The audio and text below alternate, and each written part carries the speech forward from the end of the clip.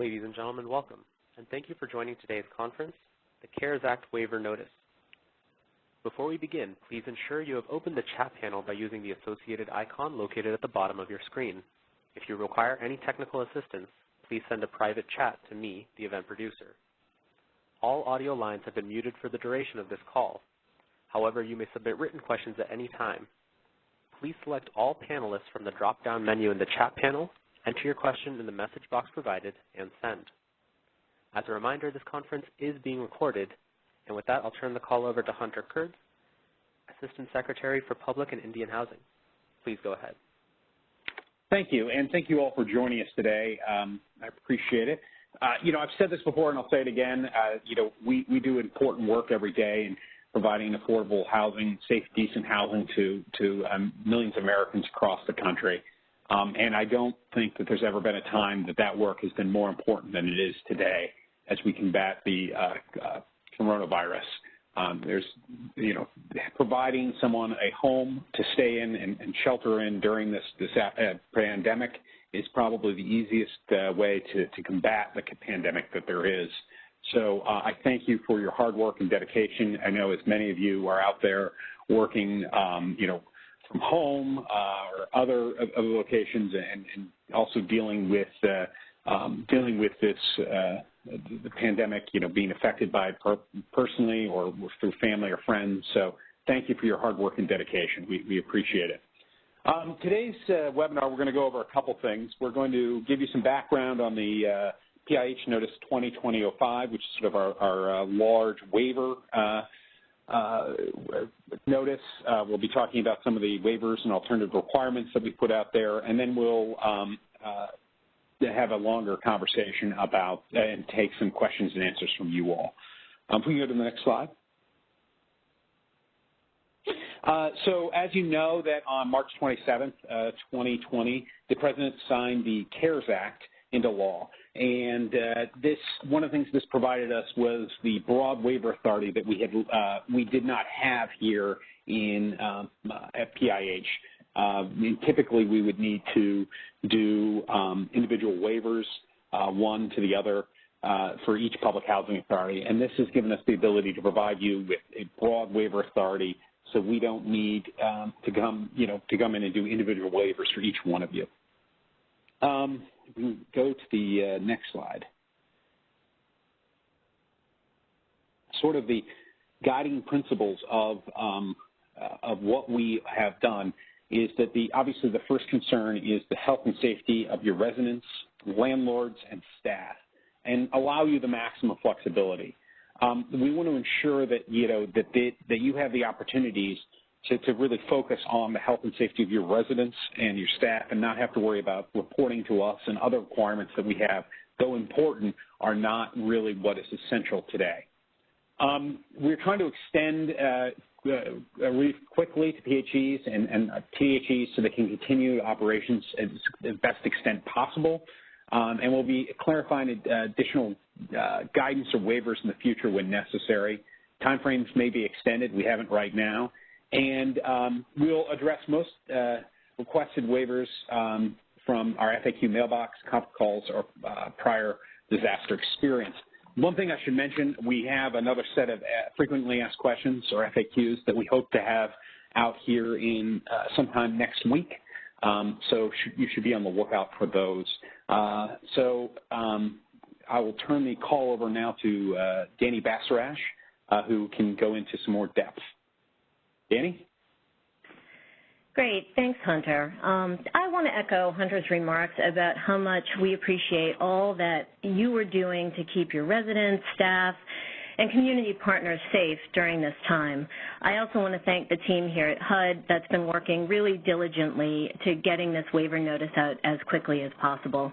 Before we start going through the notice, however, I wanted to give a brief update, as I do suspect some of you are wondering whether HUD is still on track for dispersing the additional CARES Act funding that Hunter mentioned earlier. And just as a reminder, if you operate the public housing program, it would be about 2 months' worth of additional operating funds from the CARES Act. For the voucher program, it would be about 2 months' worth of administrative fee funding. And the short answer is yes. We are working to get these funds out to you all as quickly as we can, wicked fast for those of you from New England, and so we're targeting the first week in May for that. We do know that some of you might be feeling a financial crunch right now from the pandemic. That's affecting your programs. And whether that's through the loss of tenant incomes, we've been hearing that income recertification requests for some of you are through the roof right now, or additional costs due to cleaning, contamination, or even just the cost of staff adjusting to mandatory telework. So we're working quickly to disperse those funds, and we have also loaded up both May and June operating funds for disbursement. So those are in locks right now. Field offices have been notified about that. Voucher funds are scheduled to be dispersed on their usual time frame. And prior to dispersing the CARES Act funds, we will issue a notice, one for the voucher program and one for the public housing program, that will describe the implementation of the new funds, which will include the eligible uses as it relates to coronavirus. Just another point is that we will be publishing FAQs that will answer questions regarding the eviction moratorium. Those will be posted on Monday. And depending on the number of additional questions we get and level of interest by PHAs, we could do a call dedicated on this specifically. Please take a look at those questions when they come out, and then feel free, if you need clarifications, to send additional questions to our mailbox. So back to the waiver notice. So today, Todd Thomas, the director of the voucher program, and Stephen Durham, Todd Thomas, director of the public housing program, and Steve Durham, director of the voucher program, will present on the program waivers with an assist from Robert Dalzell from the Capital Fund. And then we're going to open it up for questions. And we know there will be a lot more questions than we will have time to answer, but all questions that come in through the chat feature will be responded to, whether it's through an individual email back to you or in the next round of FAQs that we will publish on the web. So a few quick points before I turn it over to Todd. Hopefully most of you have had a chance to read the PIH Notice 2020-05 that we issued last week. And if you haven't, I really encourage you to do so because today we'll just be covering the high points. One thing I want to note is that every PHA can decide which waivers they want to adopt. It's totally up to each PHA. But we also wanted to point out that some waivers do have alternative requirements, and PHAs need to adhere to those alternative requirements in the place of the regular reg or statute. But some of the alternative requirements are written simply as a floor, which would sort of be the minimum that HUD would expect. And PHAs have the ability to add more to that. And you'll see this when Stephen starts to talk about the HQS waivers. But I wanted to point it out now. Next slide. Great. One of the really great things about this notice and the legislation that we got is that there is no mother may I here. And I guess in that phrase, HUD would be the mother, which is odd. But we wanted you to be able to implement things as quickly as possible. And so you can adopt these waivers without any approval or even notification to HUD. At the end of the notice, we did include an attachment that starts on page 49 of the PDF. And in it, it's basically a sample or example chart where PHAs can track if they adopted a waiver and when they adopted it. But it's mostly really a checkbox exercise. And although PHAs are not currently required to track this information, HUD may, in a few months, say to PHAs, hey, we really are interested in knowing whether you've adopted these waivers or not, and we may ask for you to let us know which waivers you have adopted. This checkbox is just meant to be a really handy reference guide for you to just check a box and enter the date. We do expect most of those dates that will be coming in to be April 10th, which would be the effective date of the notice and the waivers. We've also received a few requests from PHAs to obtain this attachment chart as a Word document for ease of use, and we intend to include that in our next round of FAQs. Next slide. Great. And then the final point I wanted to make is that each waiver includes a period of availability for how long the PHA may use the waiver. And these vary by each waiver, so please pay close attention to that. As Hunter noted, we might need to make clarifications or extensions to timeframes, and we totally understand that. It really sort of depends as to, the situation on the ground and what's happening with you and your operations, what's happening with the pandemic, and its impact. So for now, though, the notice does include how long the waiver is available, but PHAs don't have to use the waiver for the entire period of availability if you decide that you don't want to. So, for example, if a PHA says, yes, I want to do delayed re-exams, if you only need that for a few months, then you can feel free to stop delaying the re-exams. You don't have to wait until the end of the period of availability. So I look forward to answering a lot of your questions after Todd and Robert and Stephen walk us through the notice. Todd, I'm handing it over to you. Thanks, Danielle. Good afternoon, everyone. So I'm going to try to run through these and Robert and Stephen as quickly as possible so we can get to as many of your questions as possible. So on this slide, you'll see that we are delaying or suspending issuing scores for FAS and CMAP through 3/31 of next year. The goal here is to sort of, recognize that there are more important things than the issuance of FAS and CMAP scores, but of course housing authorities who believe that their performance has improved from their last score can request that HUD issue them a new score. Next slide. So this is related to PHA plans.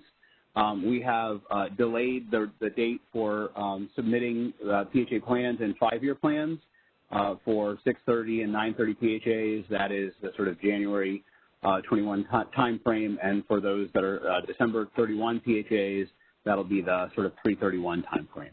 Next slide. So for PHAs that want to make changes to their ACOP or their admin plan to effectuate these waivers or to make other changes to PHA policies, they can do so on a temporary basis without board approval, and they can delay the board approval of those changes until after June 30th of 2020, but have to do so by the end of July. Next slide. So for financial audits, both unaudited and audited, we're doing a 6-month delay for submission of those to HUD. And you can see in the slide and in the notice the specific timeframes depending on your fiscal year-end date. Next slide. So through the notice, we are waiving mandatory EIV monitoring requirements through the end of July. And we are also extending the time frame by which PHAs must submit 50058 transactions from 60 days to 90 days. But we do want to reiterate that for PHAs that do have the sort of operational capacity to submit 5/8 within the regular 60-day time frame, we encourage you to do that. As you all know, we receive that information, and it's important for us to update that information when we're issuing HAP payments and other information for our programs. Next slide. For annual reexaminations, we're giving sort of 2 options to PHAs to provide relief related to the annual reexamination requirement.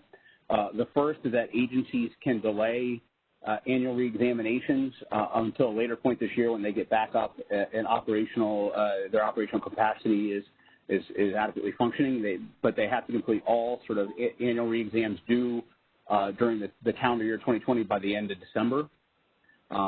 Next slide.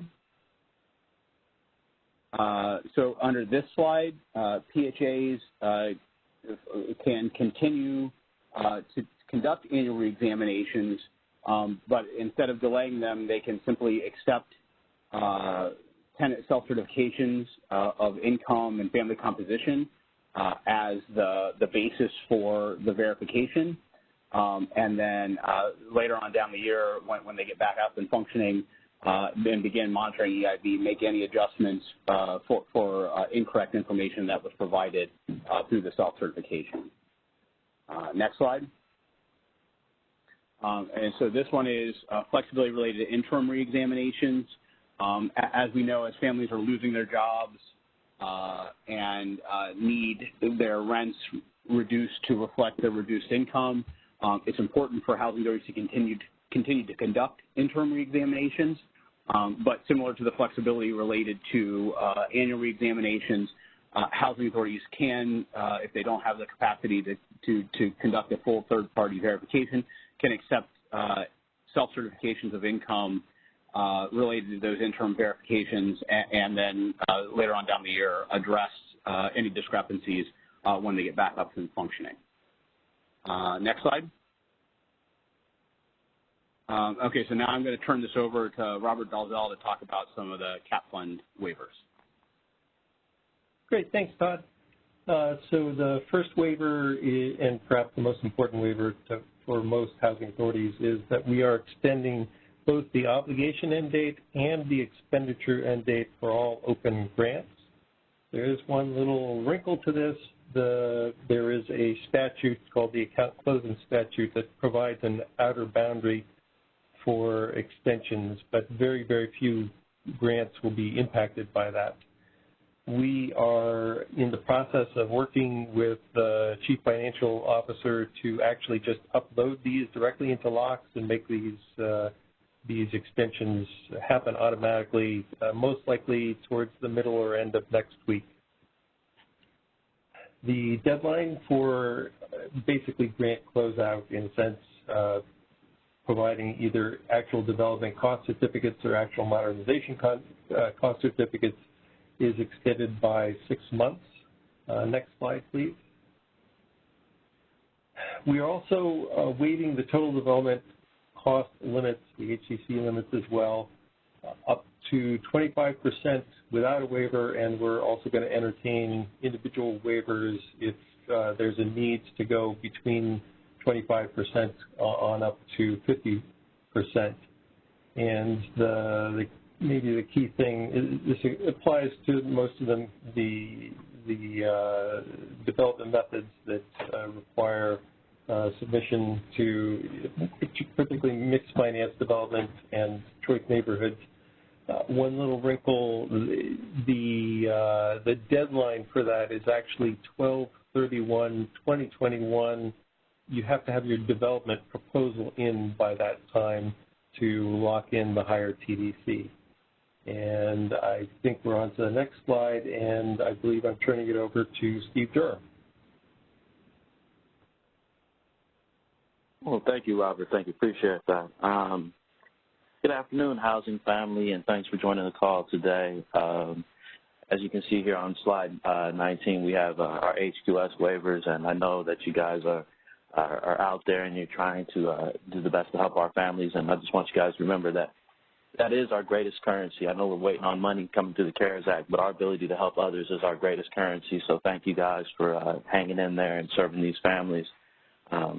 As you can see, we have 11 HQS waivers, and that's always one of the biggest topics about making sure that health and safety of our families is our first priority.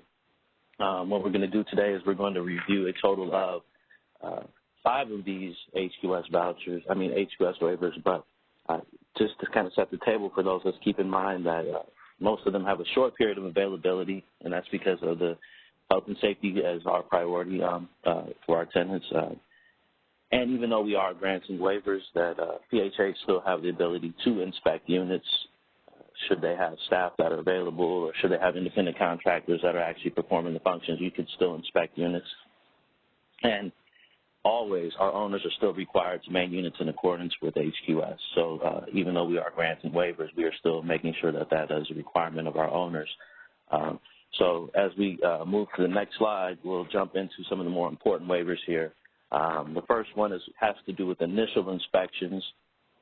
And what we've done here is basically allowed inspections to occur through a certification process, and allowing that at the very minimum, a PHA must require the owner to certify that the unit does not have any health and safety violations.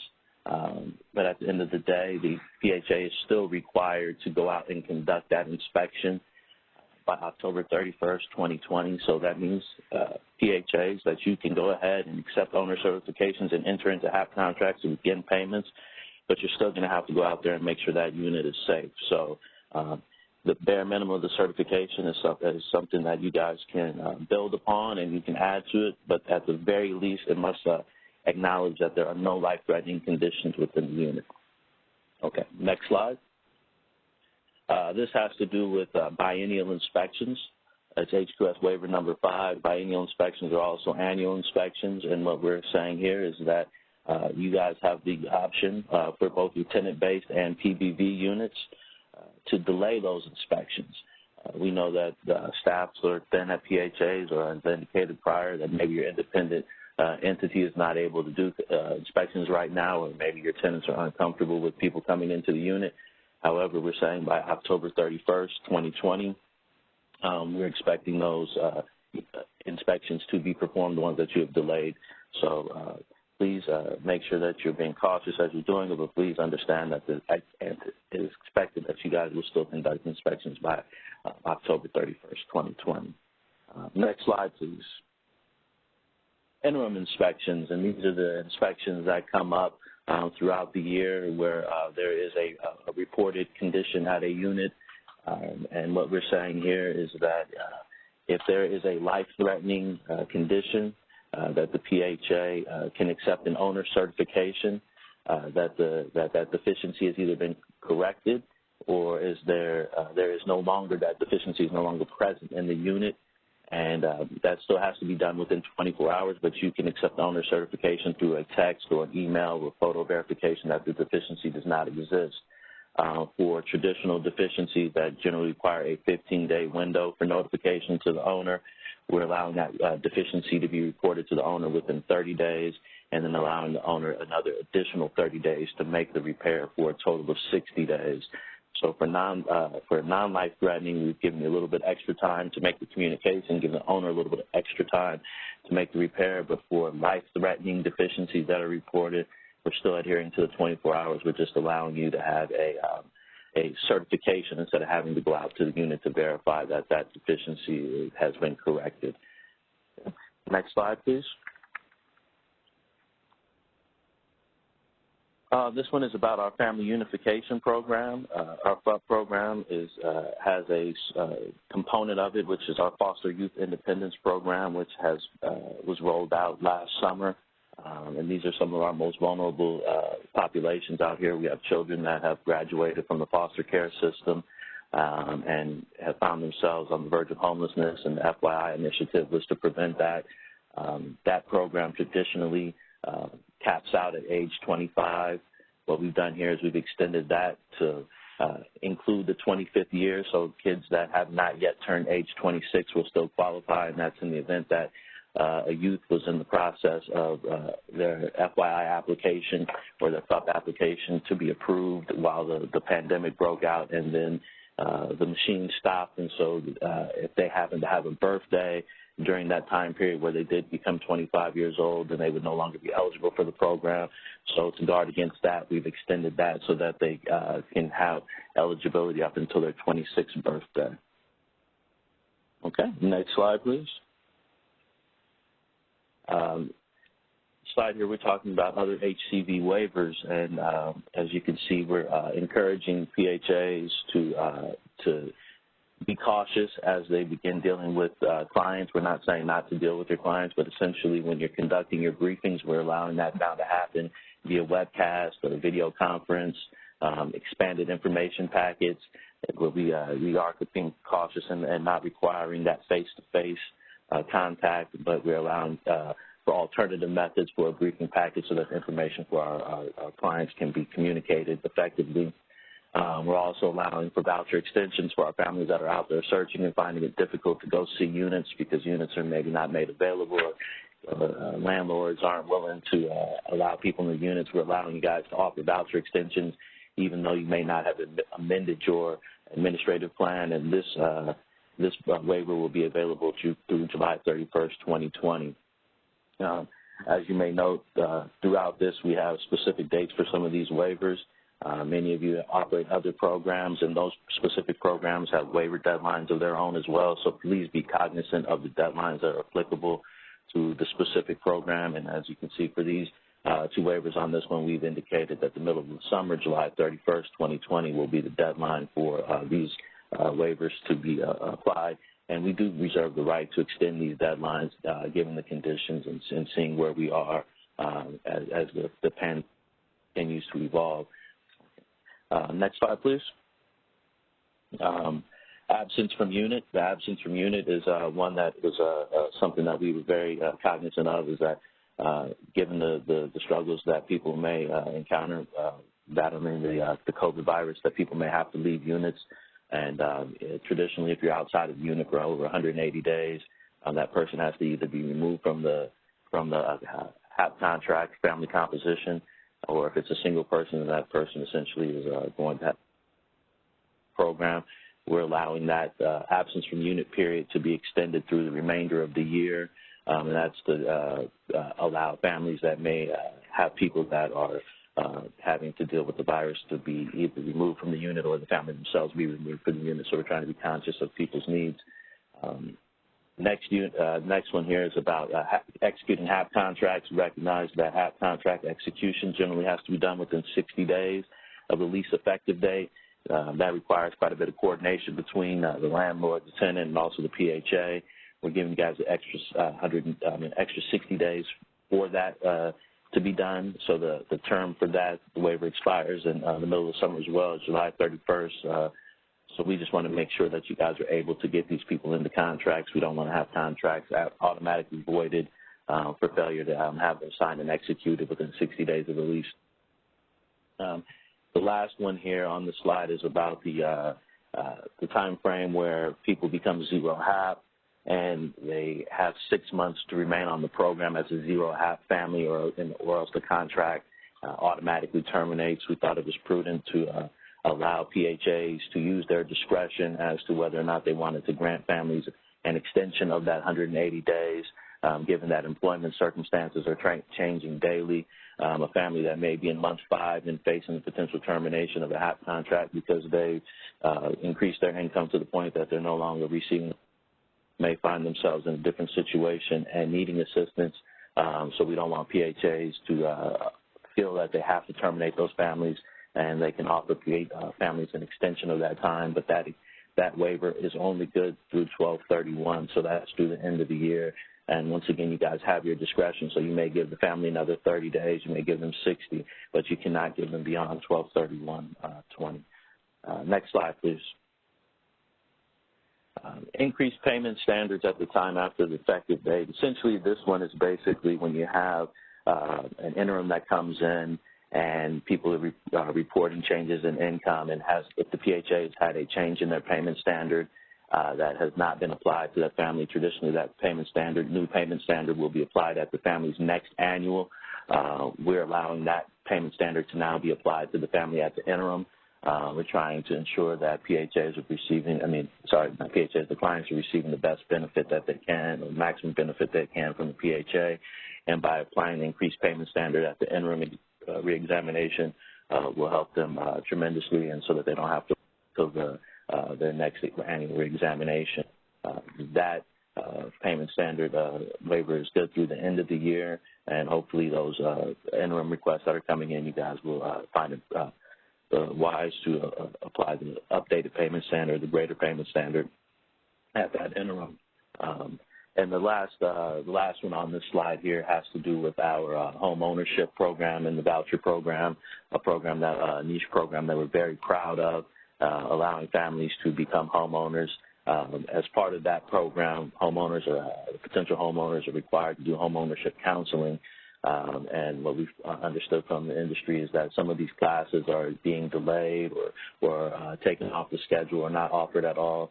And we would hate to see families lose home ownership opportunities if loans are still being processed because a person can complete their counseling session. So we're allowing the requirement for the home ownership counseling sessions to be completed through the middle of the summer, allowing people to go ahead and to secure those homes and move into their home without having to complete the home ownership counseling. So those are just some of the high-level slides that we have, a high-level review of some of the waivers that we've done for the HCV program. The notice contains quite a few more, but we felt these are the ones most prudent for this conversation. So at this point, I'm going to hand it back to Todd Thomas so that he can review the specific waivers for the public housing program. Thank you. All right, thanks, Stephen. So there are a couple more that apply to both public housing and HEV.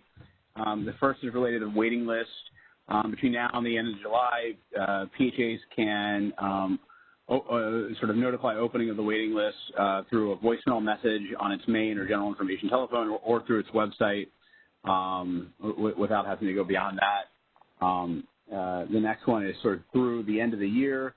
PHAs consider circumstances surrounding the coronavirus as good cause to extend FSS contracts, so that way families aren't harmed by impacts of coronavirus on employment.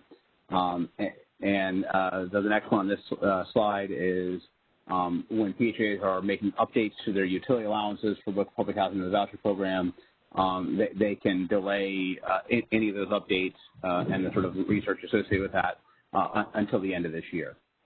Next slide. So for community service, given the ability or the inability of some families to be able to find adequate community service opportunities or self-sufficiency opportunities, and the inability of house authorities to actually sort of do the third-party verification associated with that, we're providing a waiver that would allow PHAs to waive the community service requirement through the family's next annual reexamination. And when they sort of conduct that annual reexam, for those that are exempt, they would just report them as exempt. And for those that are not exempt, they would be required to report those folks as pending. And then, after that reexamination, the family would be obligated to complete the community service, the 96 hours community service before the sort of subsequent reexam after that. Next slide. So for over-income families, the over-income 2-year time frame is linked to the annual reexamination process. And so for some families, that may mean that the annual, that the 2-year time frame is going to come up towards the end of 2020. And so if the housing authority is delaying annual reexaminations under the previous waiver, related to annual reexam delays, and they want to be able to sort of make these two waivers work together, so that way families who are over income, that 2-year time frame expires at the same time for the actual reexam. They can work to sort of parallel these two waivers so that the time frames align. Next slide. For PHAs that want to use forced account labor for modernization activities, they can do so through the end of this year. And also we're delaying energy audits, the requirement to conduct energy audits for PHAs that have energy audits due this year. They can delay that energy audit for up to 1 year from the date that it was due. Next slide. Because of the sort of various shelter-in-place orders, stay-at-home orders, it may not be possible for certain communities to conduct resident council elections. We're permitting housing authorities to delay any resident council elections that were due between now and July 31st, and then they have to sort of, when we're sort of saying that they have to conduct those resident council elections that were due between now and July 31st as quickly as possible after the end of July. The next waiver here is there's a required 30-day notice for updates to policies and rules and special charges at specific properties. Given that it may be necessary to sort of expedite changes to policies when responding to coronavirus, we're waiving the 30-day notice, and housing authorities can immediately make changes to these policies, rules, and special charges through the end of July. But sort of a couple things about that: advance notice must be provided for any changes related to tenant charges, and PHAs must provide adequate notification to impacted families within 30 days after making these types of changes. Next slide. So this is to ensure that HUD has adequate time to review DHPs to ensure they're compliant with all required fair housing laws. We're waiving the deadline for HUD to complete its review of designated housing plan submissions and for any sort of DHPs that were submitted after March 1st through the end of July, just to ensure that we're able to sort of adequately review those and get back with the housing with any questions. Next slide. And so now I'm going to turn it back over to Danielle to start this Q&A portion of the presentation. Okay, thanks, Todd. And actually, thank you to Todd, Stephen, and Robert for the overview of our notice. And as I said earlier, we know it's a whole lot of information for us to cover here in a short amount of time, so we really encourage you to read the notice and look at the chart that's attached as like a quick reference chart. Here at HUD, we've established a dedicated waiver team to assist housing authorities with questions that might come up from the waivers. Also, they're going to be reviewing cross-departmental waivers, so the waivers that CPD and multifamily have implemented to ensure that there is consistency across offices. And they'll also be working on additional waivers if they're necessary, as well as alternative guidance. So we're going to move on to the chat feature now. Danny? Oh, sure.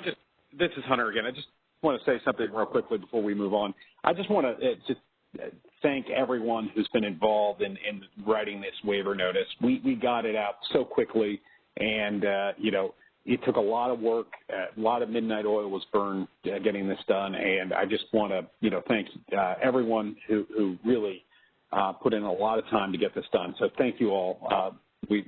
I appreciate it, and I'm sure that a lot of the public housing authorities out there appreciate it as well. Thank you. Moving on to the chat feature, we've been finding that certain questions are coming up again and again, and we're going to start to address those first, and then we'll prioritize. We're receiving a lot of questions. Some of them are about the eviction piece. Some of them are about the funding piece.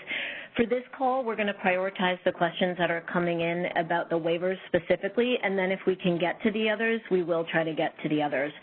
But the first question I want to answer is about the economic impact payments of $1,200 per adult and $500 per child, but then also, which we've already said are excluded from annual income because they're considered temporary and sporadic sources of income. The question that is coming in is about the increase of $600 a week for families receiving the unemployment supplemental insurance income. And the question that we're getting is that, is this included or excluded from income? The answer is that it will be excluded from income on the same basis, that this is temporary income. This is consistent with the FAQ that multifamily published, and we will clarify this in writing in our next round of FAQs that will be issued next week. So just to clarify, that $600 for the unemployment supplemental insurance income, it will be excluded from income. The next question that we have been getting, and I'm going to ask David Vargas, who's the Deputy Assistant Secretary for the Real Estate Assessment Center, to address this, is my staff working from home would like to take resident files home. Can I allow this? So David, if I could ask you to address this question. So certainly. So the first thing that I want to make sure everybody understands is that the Secretary of HUD cannot waive the requirements of the Privacy Act, and that personally identifiable information, PI, has to be protected at all times. We also have these agreements with HHS and other federal agencies in terms of the data that we make available to housing agencies, and we have requirements under those agreements to protect that information. So we ask you to please go back and follow the guidance that we provided on the PH Notice 2015-6, which is HUD's privacy protection guidance for third parties. And I also want to, I know that I saw one of the questions talking about the auditors trying to get access to some of this information for purposes of the audit. I want to remind you that under this waiver notice, we provided some 6-month extensions for all of the audits starting with 6/30/2019 fiscal year ends. So there's plenty of time for you to do your audits.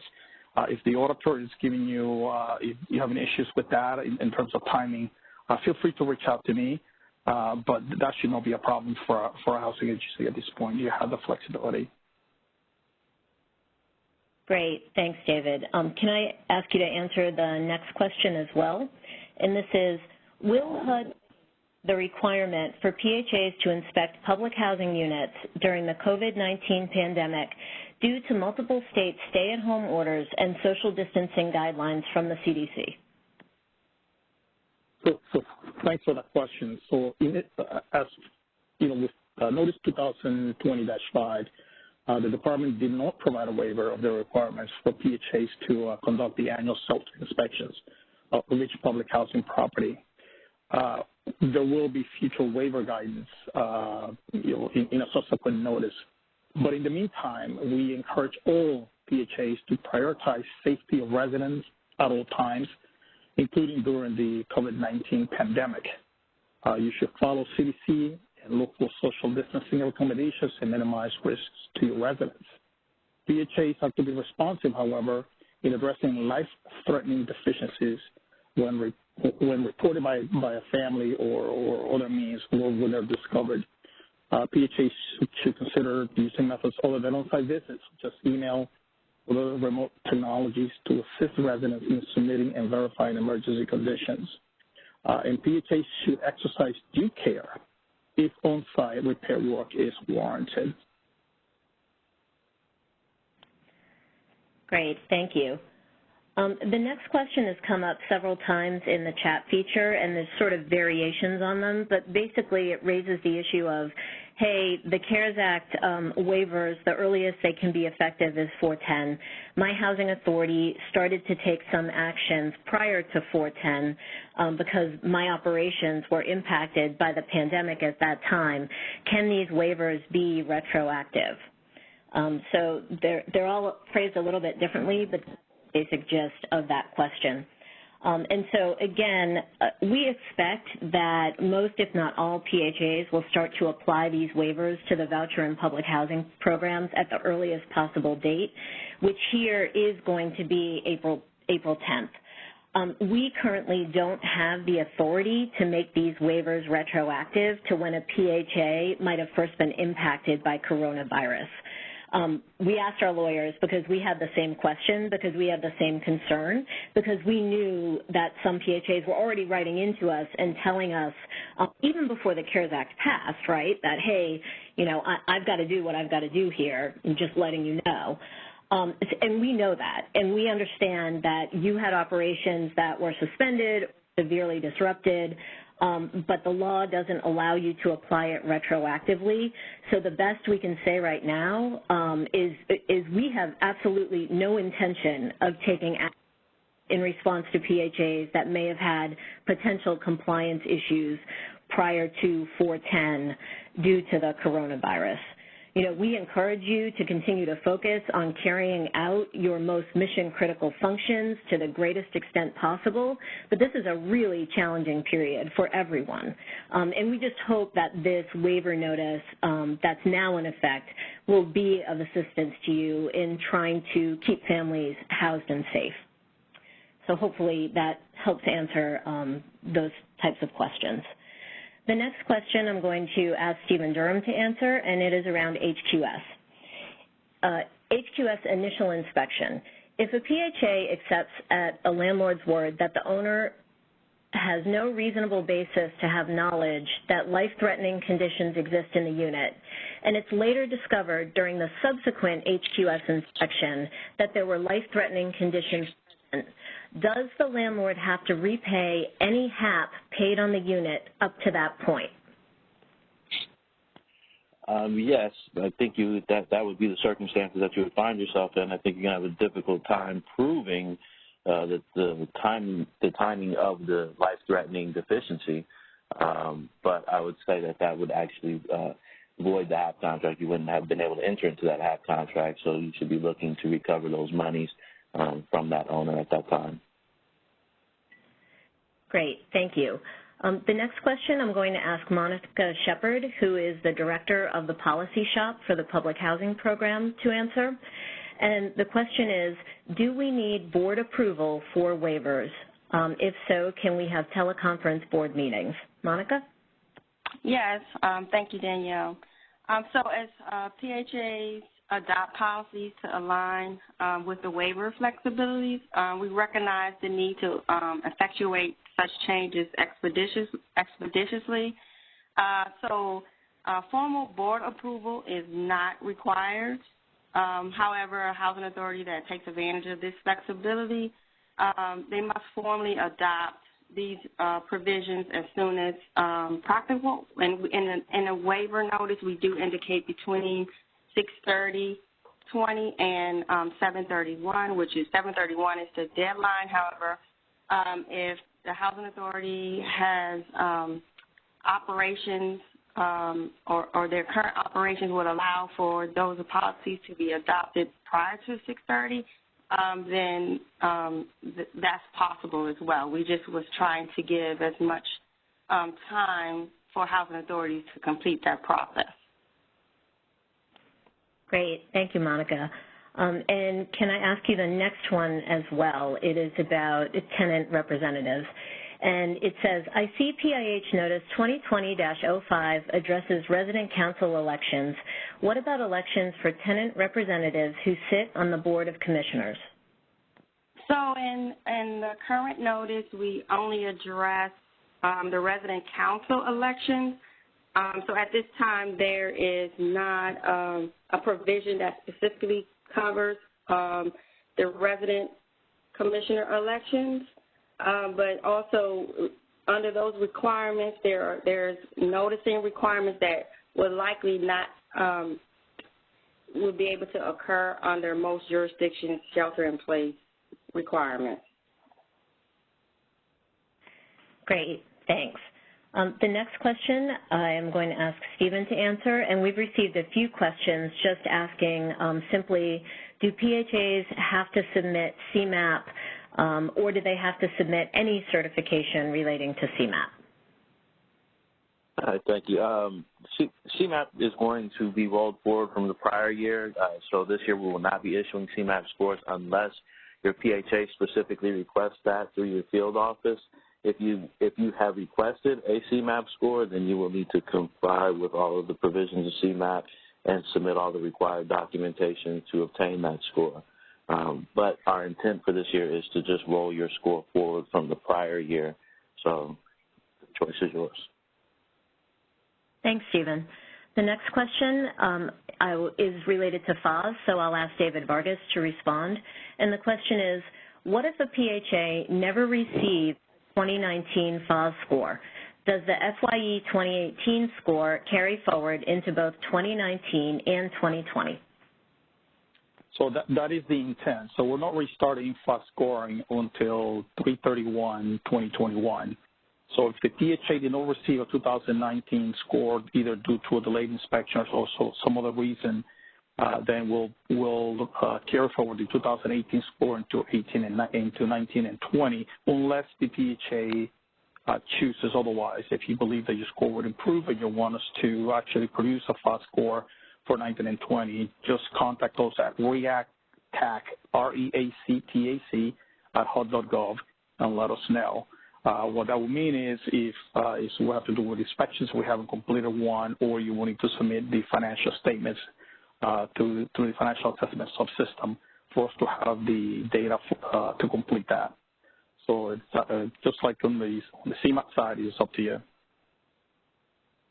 Okay. The next question is about the capital fund, so I will ask Robert Dalzell to take this question, and it is, there's a discussion regarding the annual and 5-year plan, but what about the 2020 capital grant submissions into EPIC and requirements for approvals? So they're actually going to be covered in a separate notice that is going to come out in conjunction with the release of the operating funds. We're calling it the implementation notice. So it looks like there will be some requirements for EPIC submissions, and actually at this point the requirements are unchanged, and in fact we've been checking, and 10% of housing authorities have already submitted the EPIC 5-year action plans and annual statement budgets necessary to spread their BLIs in law. Great, thank you. The next question is about financials. So this would be for David Vargas. Does the 6-month delay in submission of unaudited and audited financials apply to RAD properties as well? So it will depend on the property. If the property is as part of a RAD conversion, PHA is still reporting under the financial assessment subsystem, then those audit requirements extensions do apply. So that 6-month extension would apply in that particular case. But let me take this back and we'll do an FAQ because I know there's multiple components to this question in terms of, is it all the properties under a PHA that underwent a RAD conversion, or is it just a certain, 1 or 2 properties, or what the case may be. So we'll do an FAQ on this. Okay. The next question, I think I'll take this one because it's easy. Will it be possible to get a copy of the slides? And that answer is yes, absolutely. We will package them up and send them out and make them available on our website, or through email. We'll make them available to you as soon as we can. Moving on, the next question, I'm going to ask Todd Thomas to answer this one, and it's about annual recertifications. Can we waive annual recertifications on a case-by-case basis, or is it all or nothing? So housing authorities have the ability to adopt waivers for both 1 and 2, both the options for re-exam. So they can choose to conduct some of their re-exams immediately and delay others so they can sort of manage their workload. It should not be done on a case-by-case basis, but there should be some policies associated with how you'll conduct those, and any of those policies and the procedures need to be conducted in compliance with all sort of fair housing and non-discrimination policies in place. Okay.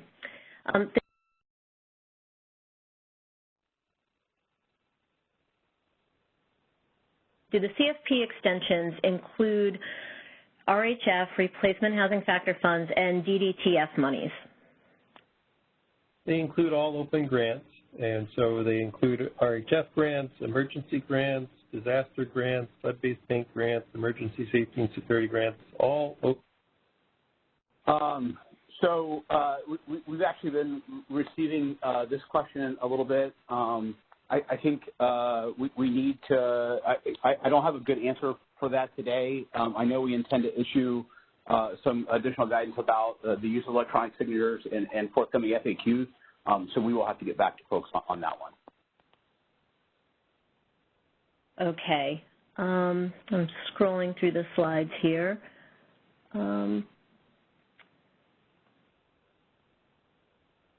Okay. Todd, this is another one, and it is, our PHA is undergoing an audit of operating subsidy. PIH Notice 2018-18 says independent auditors may only access EIV income information within family files and only within offices of the PHA or the PHA management agent. Our auditor is requesting to view digital files for this review. Are there any waivers or guidance on this restriction for the auditor? So I think David touched on this one a little bit earlier, related to audits. I think due to the sort of delays in audits and the required audit submissions of 6 months, housing authorities should not really have to circulate this information, and they can wait until they get back in their offices to be able to complete this audit, so that way that we're not sort of sharing that type of PII outside of the normal procedures. Great, thank you. I think we have time for 1 or 2 more questions. The next. Interrupt. It seems we may have lost audio for a brief time. Would you mind going back maybe to a question before the one you just answered? Sure. Let me see.